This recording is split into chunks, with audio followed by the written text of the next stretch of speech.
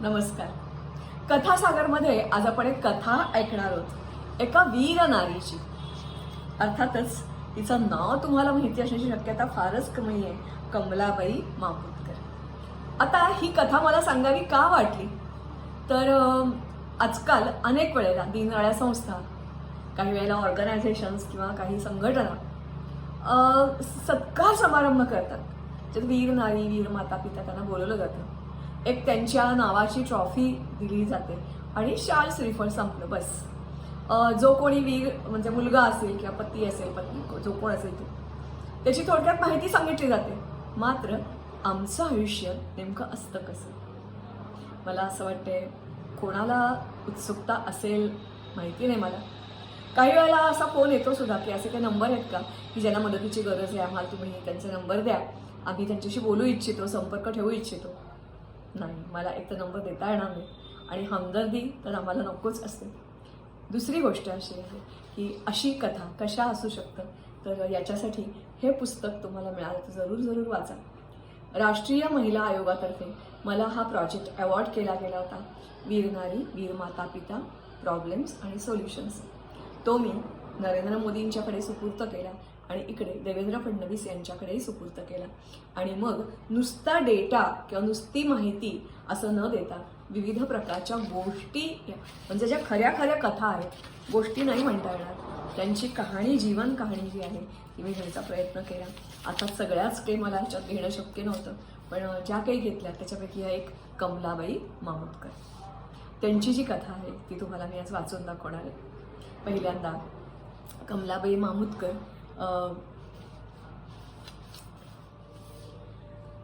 गोष्टीचं नाव आहे संघर्ष.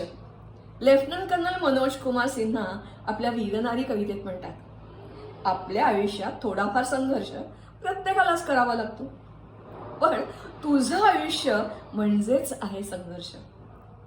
तुझ्या पतीनं पण केला होता संघर्ष, ज्याला आपण म्हणतो युद्ध, पण तुझं तर उभं आयुष्य, त्यातला प्रत्येक क्षण हाच आहे संघर्ष. त्याने युद्धात दिली आहुती स्वतःच्या रक्ताची, त्याने युद्धात दिली आहुती स्वतःच्या रक्ताची, स्वतःच्या प्राणांची. तू रोज देतेस आहुती, तू रोज देतेस आहुती आपल्या स्वप्नांची, आशा आकांक्षांची. त्याला आम्ही म्हणतो वीर आणि तुला वीरनारी. या वीरांना सलाम आणि तुला शत प्रणाम. का बरं? कारण ती वीरपत्नी आहे, वीर माता आहे. ज्याला जन्म दिला, ज्याच्या संगत ती राहिली, त्याच्यातली वीरश्री किंवा वीराचा जो आवेश, वीराची वृत्ती तिच्यातही आलेली असते ना. अशाच अतिशय खेड्यात अशिक्षित वाटणाऱ्या अशा या कमलाताईंची कथा. ह्या आहेत कमलाबाई मामोदकर. कुलाब्याला एका वीरनारी मेळाव्यात वेटरन कर्नल चौहान यांच्याशी माझी ओळख करून दिली गेली. ये 1971 की वॉर वीडियो है. अपने खेत पर 45 साल अकेले रहती है. अपने पति का पुतला उसने अभी खड़ा किया है. हमें उस उद्घाटन के लिए बुलाया था, कर्नल सांगत होते. माझ्या समोरून एकदम ताठ, उंच, करारी चेहऱ्याची वृद्धा जात होती. डोळे फाडून मी त्यांच्याकडे बघत होते. स्टेजवरचा कार्यक्रम संपताच मी त्यांच्याजवळ पोचले, त्यांच्याकडून संपर्क नंबर घेतला आणि त्यांच्याशी बोलल्याशिवाय आता मला चैनच पडणार नव्हतं. फोनवरही बोलताना त्यांच्या आवाजात आत्मविश्वास होता, अनुभवाचं शहाणपण होतं. त्यांच्याकडे आपला संघर्ष सांगण्यासाठी शब्दांचं वैभव नव्हतं, पण जे काय करायचे ते करून दाखवलं होतं. आणि खरंच वीरनारीचं आयुष्य हा असतो एक संघर्ष, हे पटत होतं. त्या वीरपत्नी होत्या. आपल्या वीरपतीला साजेसं वागणं एवढंच तिला माहिती होतं. त्याच्या मृत्यूची बातमी समजताच सुरुवातीला ती थोडी घाबरली, हतबल झाल्यासारखं तिला वाटलं. मात्र ती ताठपणे उभी राहिली ती आजपर्यंत. तिचा भाचा सांगतो, आज तिच्या शब्दाबाहेर आम्ही कोणी नाही. ती आम्हाला सांगते आणि आम्ही ऐकतो. महाराष्ट्र कर्नाटक बॉर्डरवर निरुवाडी नावाचं एक छोटंसं गाव आहे. सासरी आणि माहेरी प्रत्येकाची शेती, शाळा, मुलींना शिकवणं, या साऱ्याच गोष्टी त्यावेळी तरी गावापर्यंत फारशा पोचल्याच नव्हत्या. छोटी कमला वयात आली आणि तिच्या आईबाबांनी लगेचच वर संशोधनाला सुरुवात केली. वयाच्या 14व्या वर्षीच तिचं लग्न झालं शंकर नागोजी मानगुटकर यांच्याशी. वर्ष होतं 1965. त्यांचं युनिट होतं एक मराठा. ते लष्करात होते. कमलाताई सासरी राहत होत्या. इतरांच्या बरोबर घरात शेतावर राबत होत्या. शंकर सुट्टीच्या काळात गावी येऊन राहत, परत ड्युटीवर जात. अशी 6 वर्ष गेली. 1971च्या युद्धाचे ढग दाटू लागले. त्या छोट्याशा खेड्यात त्यावेळी ना TV होता, ना रेडिओ, ना वृत्तपत्र, पण उदरडोत बातम्या येतच होत्या. या सुमारास शंकर यांचं पोस्टिंग होतं जम्मू काश्मीर येथे. 1971चं युद्ध जरी बांगलादेश मुक्तीसंग्राम म्हणून ओळखलं जात असलं तरी युद्धाचा भडका पूर्व आणि पश्चिम दोन्हीकडे उडाला होता. पाकने पश्चिमेकडेही बरीच ताकद लावली होती. राजस्थान, गुजरात, कच्छ, पंजाब, हरियाणा, जम्मू काश्मीर साऱ्या सीमा धडधडत होत्या. अमेरिकेकडून अत्याधुनिक सेबरजेट विमानं आणि पॅटर्न टँक प्राप्त करून पाकनं त्याच्या जोरावर भारताला नमवू पाहत होता. काश्मीरला भारतापासून तोडण्याचे मनसुबे त्याने सोडले नव्हते. 3 डिसेंबर 1971 रोजी झालेला हा संघर्ष 16 डिसेंबरला संपला. या साऱ्या काळात भारतीय सेनेने कमाल केली. साऱ्या जगाला भारतीय सेनेच्या शौर्याचं दर्शन झालं. अनेक वीरगाथा, यशोगाथा लिहिल्या गेल्या.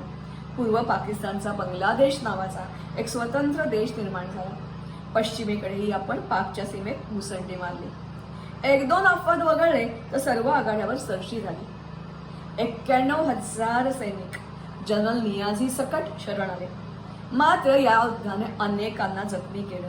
काही बेपत्ता झाले तर काही युद्धकैदी झाले.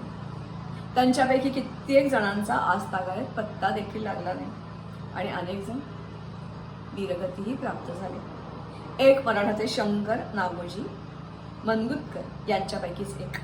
युद्ध संपताच घरी दार आली. शंकर नागोजी इज नो मोर. साऱ्या घरावर शोककळा पसरली. आई बाबा, बहीण भावंड, बायको सारेच दुःखात बुडाले. प्रत्येकाच्या दुःखाचा पोत होता वेगळा. प्रत्येकाची चिंता आणि व्यथा तीही होती वेगळी. सारी दुःखात चूर होती.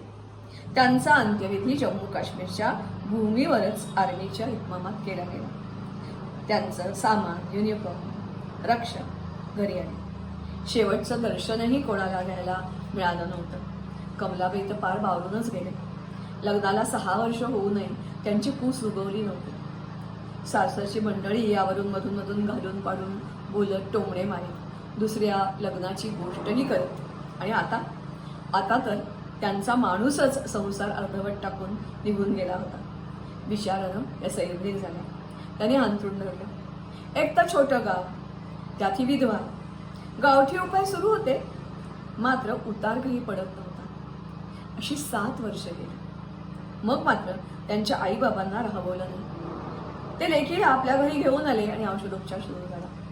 मधल्या काळात आणखी एक गोष्ट घडली होती. सरकारने सर्व शौर्य पदक विजेते आणि शहीदांना 10 एकर जागा देऊ केली होती. सेनेची माणसं घरी आली. पेन्शन, नुकसान भरपाई, जमीन सारी कागदपत्र त्यांनी आणली होती. कमलाबाईंना फक्त स्वाक्षरी करायची होती. शहीदाला मिळणारा मान, आर्मीनं आणि देशानं घेतलेली त्यांच्या त्यागाची दखल. कमलाबाईंना पती गेल्याचं दुःख तर झालं होतंच, पण त्या दुःखावर एक हलकीशी फुंकर मारली गेली. आपला नवरा गेला हे खरं, पण त्याचं मरण सामान्य नाही याची खात्री पटली. काही दिवसांनी सरकारनं शंकर यांच्या स्मरणार्थ गावाजवळ 10 एकर जागा देऊ केली होती. आता तर ही जागा हमरस्त्यावर आली आहे.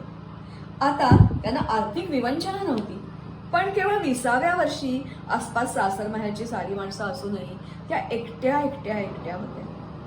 जमीन कोरडवाहूच होती, पण ती त्यांची होती. त्या जमिनीवर शेतीच करायला हवी अशी अट होती. सासर माहेरच्यांची स्वतःची शेती होती, त्यामुळे शेती करण्यासाठी त्यांनी स्वतःच कंबर कसली. प्रथम त्या जागेवर राहण्यासाठी एक छोटंसं घर बांधलं आणि त्यात राहायला सुरुवात केली. बैलजोडी, नांगर, माणसं काहीच नव्हतं. सारंच भाड्याने घ्यायचं होतं.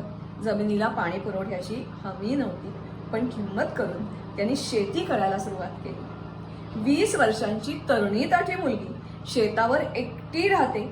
आसपास कोणाची वस्ती नाही. संध्याकाळी सूर्य मावळू लागला की इथे भयान शांतता पसरे. चिटपाखरू इकडे फिरकत नसे. त्या सांगतात की दिवसभर शेतात राबायचं आणि संध्याकाळी देवासमोर जसा दिवा लावतो तसा नवऱ्याच्या फोटोसमोर दिवा लावायचा आणि समोरच अंथरूण टाकून फोटोकडे पाहत पडून राहायचं. काही वेळाला रात्र डोळ्याला डोळा लागत नसे. हळूहळू एकटेपणाची सवय होत गेली. बोलायला कोणी नव्हतंच. मग स्वतःशीच गप्पा मारायची सवय लागली. काही समस्या येऊ नये, प्रश्न उभा राहू देऊ नये, ती सोडवायची हिंमत होत गेली. मी जेव्हा त्याला विचारलं, अशा एकट्या बाईनं असं वस्तीपासून दूर एकटं राहणं दडपण नाही का आलं तुम्हाला? कोणी गैरफायदा घेण्याचा प्रयत्न नाही केला? तेव्हा त्या म्हणाल्या, एकटी का म्हणून? माझ्या नवऱ्याचा फोटो होता. त्या फोटोतून तो माझ्याकडे पाहतोय, माझी काळजी घेतोय असं सारखं वाटायचं. आणि माझं म्हणाल तर सारी मला टरकून असायची. म्हणायची, ती बाई लई वंगाळ आहे बरं का, तिच्या नादी लागू नका. तरीही एकटं राहणं सोपं नव्हतंच. मला मिळालेली जमीन सरकारची होती. ती कोणीतरी ताब्यात घेऊन कसायचा प्रयत्न केला. मग कोर्टात केस घातली. 15-16 वर्ष ती केस चालली. शेवटी निकाल माझ्या बाजूने लागला. पण मधल्या काळात मी माघार घ्यावी म्हणून मला मारण्याचे सुद्धा प्रयत्न झाले. सुरी हल्ला झाला, धमकावलं गेलं, पण मी कशालाच घाबरले नाही. ताठपणे उभी राहिले. तुझ्या या जगण्याचं कौतुक समाजाला होतं का गं? असं विचारताच त्या म्हणाल्या, अहो कोणाला काय पडलंय? पोटापायी धावणाऱ्यांना कशाचं काही पडलेलं नसतं. बेळगावला मराठा एकचं हेडक्वार्टर आहे. तिथे मात्र वारंवार बोलवत, सत्कार करत, भेटवस्तू देत. पण इतर ठिकाणी असा सत्कार वगैरे कधी झालाच नाही. ना कोणी काही दिलं. पण मला कोणालाच कधीच मदत मागावी लागली नाही. सासर माहेरचे माझ्या बरोबर होते. शेतावर नसले तरी माझ्या पाठी ताठ उभे होते. शेतीचं सगळं खरेदी विक्री हिशोब ठेवणं सारं मला जमत गेलं. गाठीला पैसा आला, शब्दाला वजन आलं. त्यांना विचारलं, मिस्टरांचा पुतळा उभा करावा असं का वाटलं? तेव्हा त्या म्हणाल्या, त्याचं काय आहे? जमिनीचा तुकडा सासर माहेरचे वाटून घेतील. मला ना पोर ना बाळ. त्यांचं नाव कसं राहणार? त्यांच्या जाण्यानं तर मला ही जमीन मिळाली. मग त्यांना कसं विसरायचं? मी मेल्यावरही त्यांचं नाव सतत राहावं म्हणून मी त्यांचा पुतळा उभारायचं ठरवलं. प्रथम पुतण्यांना आणि भाच्याना विचारलं, अरे पुतळ्याची काळजी घ्याल ना? त्यांनी आश्वासन दिलं आणि मग लागले कामाला. 3 लाख रुपये 3.5 लाख रुपये जवळजवळ खर्च केले, पण पुतळा उभारायला. चेहऱ्यावरचं आता त्यांच्या हास्य आणि आनंद आणि समाधान कुठं जात होतं. पुतळ्याचं अनावरण करायला त्यांनी वेटरन कर्नल राकेश चौहान यांना पाचारण केलं. आसपासच्या गाववाल्यांनाही आमंत्रण दिलं. पूजा घातली. कर्नल उद्घाटनाला गेले खरे, पण ते म्हणाले, उद्घाटन तो आप ही करेंगे. हलक्या हाताने त्यांनी पडदा दूर सारला. डोळ्यातून अश्रू उघळले. गेल्या 47 वर्षांचा संघर्ष, तो संघर्षाचा प्रवास त्यांच्या डोळ्यासमोर आला. पुढे किती आयुष्य आहे माहिती नाही, पण त्याची चिंता त्या करत नाहीत. इतके दिवस गेले तसं पुढचेही जातील. आता दिवस आपल्या पद्धतीनं जगायचं. साधं सोपं तत्वज्ञान त्या सांगतात. 1971 पासून आज तागायत इतकी वर्ष संघर्ष करण्यात संपली, तशीच पुढची पण सरतील असा त्यांचा विश्वास आहे. त्यांच्या नातेवाईकांना पण त्यांचा खूप अभिमान आहे. मात्र सारीच मंडळी गावची असल्यानं पोटातलं ओठावर आणणं त्यांना जमतच असं नाही. त्यांच्या बोलण्यातून असं जाणवतं की लेफ्टनंट कर्नल मनोज कुमार सिन्हा यांनी यांच्यासारख्यांना लिहिता आलं असतं तर त्यांनी लिहिलं असतं, जो वो वीर थे आप वीर नारी, वो हमको वंदनीय और आप पूजनीय है. खरंच कमलाताई यांना वीर नारी हा किताब खरंच शोधून दिसतो नाही का? उन्होंने जो किया वो एक संघर्ष था, पर आपका पूरा जीवन ही संघर्ष है हे आपल्याला पडतं. ही झाली जशी एका वीर नारीची गोष्ट, तसं याच्यात असंख्य वीर नारींच्या त्यांच्या संघर्षांच्या कथा आहेत. वीर माता वीर पिता यांच्या संघर्षाच्या कथा आहेत. कारण आपलं माणूस असं गमावणं आणि रोज रोज त्याच बातम्या टी व्हीवर वृत्तपत्रात ऐकत राहणं आणि पचवत राहणं हे खूप कठीण असतं. पण तरीही आम्हाला माहिती असतं की संघर्ष करायलाच हवा, घाबरून चालणार नाही. असंही कित्येक वेळेला होतं की आमच्या एकटेपणाचा फायदा समाज घेण्याचा परोपरीनं प्रयत्न करतो, वेगवेगळ्या प्रकारे. मला असं वाटतं, माहिती नाही मला, काही बळी पडतही असतील, काहींचं नुकसान होतही असेल. समाज त्याची दखल घेतो का? माझा अनुभव ऐकाल तर 99.99% लोकांना हमदर्दी असते, सहानुभूती असते. आपण त्यांच्याकडे मागायला गेलो, आपला न्याय मागायला गेला की मात्र न बोलताच तुम्हाला कळून जाईल कसं वागतात ते. मग त्या सरकारी यंत्रणा असून दे किंवा सामान्य माणसं. मी म्हटलं तसं की 99.99% एवढे चांगले अनुभव असतात, मात्र कोणीतरी असा फ्रॅक्शन असतोच असतो. जाऊ दे, त्याची आपण गोष्ट नको करूया, पुढे कधीतरी बघूया अशा वीर मातेची गोष्ट आणि आणखीन एखाद्या वीर पत्नीची गोष्ट. नमस्कार आणि धन्यवाद.